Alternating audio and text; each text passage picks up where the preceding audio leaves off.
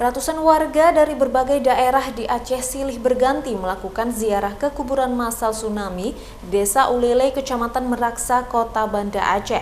Ziarah ini dilakukan untuk mendoakan keluarga dan kerabat yang menjadi korban tsunami Aceh yang jenazahnya hingga kini tidak ditemukan.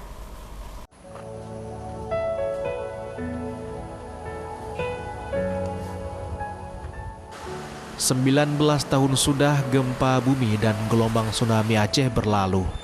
Namun tragedi pilu itu masih dirasakan hingga kini oleh keluarga korban tsunami.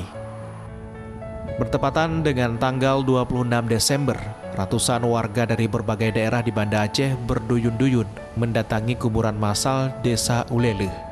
Warga ini datang untuk berziarah dan memanjatkan doa bagi keluarga mereka yang meninggal dunia. Suasana haru dan isak tangis terlihat di kuburan massal saat pengunjung membacakan Yasin dan doa, mengenang kerabat dan seluruh keluarganya yang hingga kini belum ditemukan jasadnya. Pas harinya kejadian itu, saya tetap kalau ada waktu, insya Allah Jumat selalu kemari. Itu nggak bisa hilang ya Pak, selalu berbekas ya. Apalagi kita ibu ya, semualah seluruh keluarga. Termasuk kakak, abang, ponakan, ipar, semua 12 orang yang kandung. Kalau di hari momen itu selalu ke kuburan massal yang terdekat. Mudah-mudahan jangan terjadi lagi, jangan dirasakan lagi sama anak cucu kita. Sementara itu tercatat 14.000 jiwa lebih dimakamkan di kuburan massal Ulele.